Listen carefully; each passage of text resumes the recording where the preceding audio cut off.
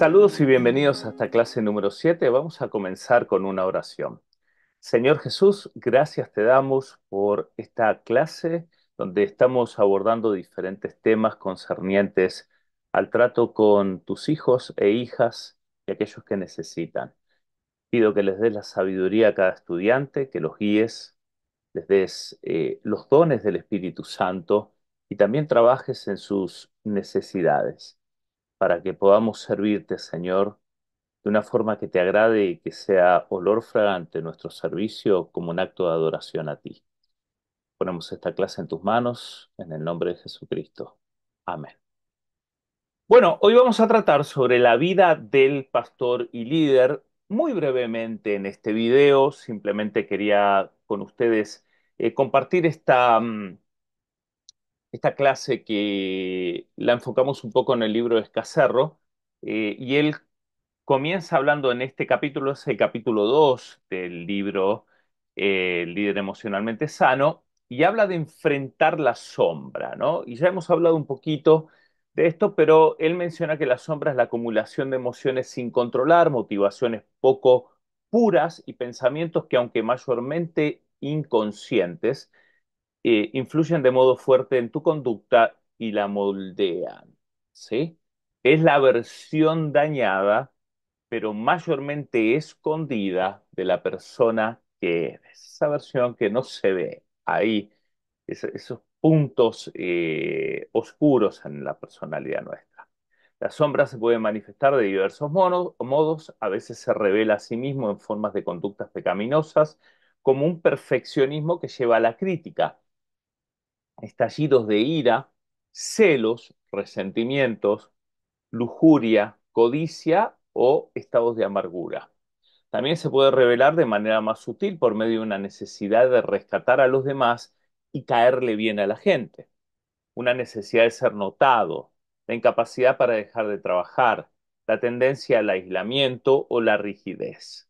Hay aspectos de la sombra que pueden ser pecaminosos, pero también pueden ser simplemente debilidades o heridas. Así que el tema de Escacerro en cuanto a la sombra, ¿no?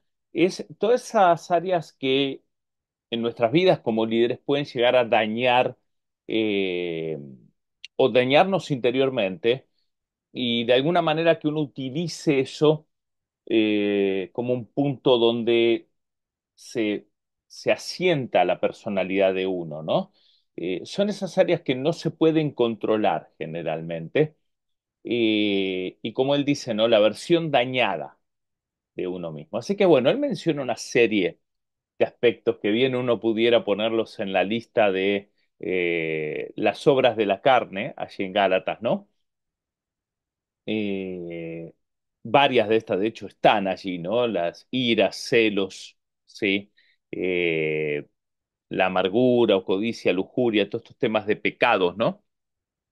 Así que hay temas que él dice son pecaminosos y otros no, son debilidades. No siempre la debilidad es un pecado, como digo, y hay veces aspectos de estos puntos que él menciona, ¿no? No son del todo malos, como el desear hacer las cosas bien. Uno pudiera decir, bueno, yo quiero hacer las cosas bien. ¿Significa eso que tengo una sombra de perfeccionismo? No necesariamente. Así que hay que tomar esto, obvio, con la altura, ¿no? Y evaluarse a uno mismo. Si es perfeccionismo, pues el deseo de hacer las cosas bien, ¿no?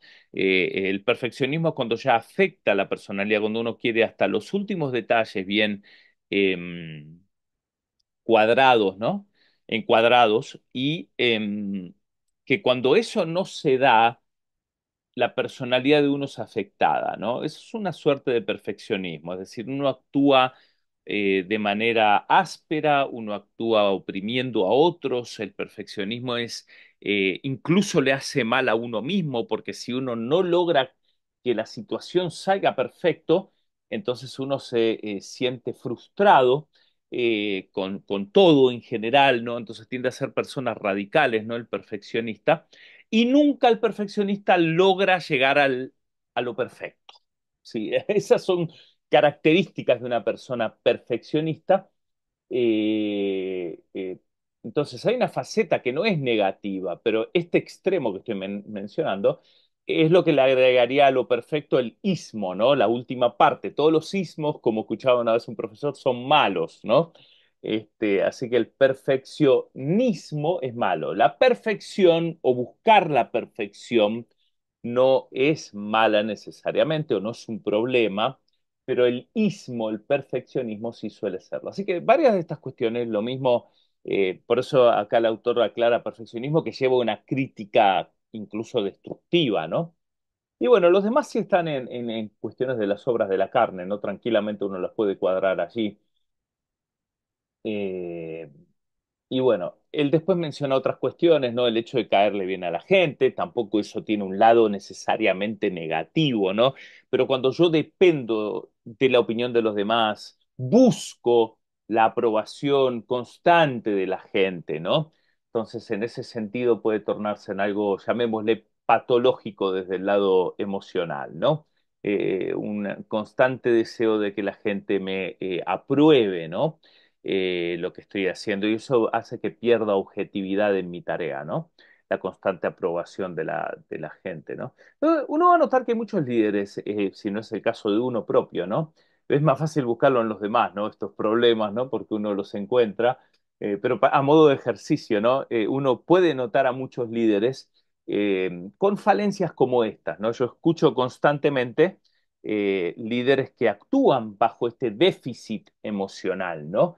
Líderes incluso conocidos, a veces uno los escucha hablar y uno dice, bueno, pero esta persona sigue con amarguras del pasado, ¿no? Y bajo esas amarguras sigue ministrando, sigue haciendo a veces las cosas motivado por esa amargura para demostrarle a los que los amargaron, a los que amargaron a esta persona sí es capaz, sí es exitosa, etcétera, ¿no? Entonces, bueno, toda esta cuestión de hoy día, ¿no? Se ve mucho hoy en cómo mido el éxito, cómo muestro mi éxito, ¿no?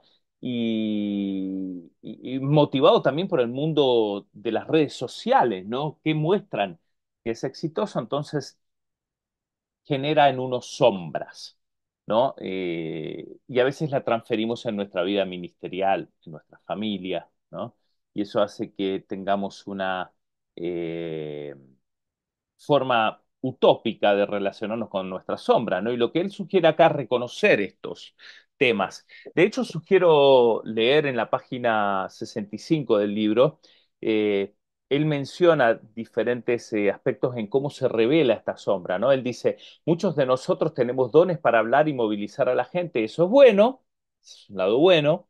El lado sombrío de estos dones, y él hace esta diferencia entre lo positivo y lo negativo, el lado sombrío de estos dones, podría ser una sed insaciable de apoyo. eh, Después también habla de valoramos la excelencia, eso es bueno, como acabo de decir. El lado de la sombra surge cuando la búsqueda de esa excelencia pasa de la raya para llegar al perfeccionismo que no permite errores. Sentimos celo por la verdad de Dios y por la doctrina correcta, eso es bueno. La sombra surge cuando ese celo nos impide amar a los que no están de acuerdo con nosotros. Otro punto, queremos ver que la iglesia use al máximo su potencial para Cristo. Eso es bueno, sin embargo, la sombra toma el control cuando nos volvemos tan preocupados por el logro de los objetivos que no estamos dispuestos o no somos capaces de escuchar a los demás. ¿Sí? Nos encanta servir, otro punto, eso es bueno. La sombra se revela cuando nos escondemos en la cocina, en las reuniones sociales para evitar entrar en conversación con la gente.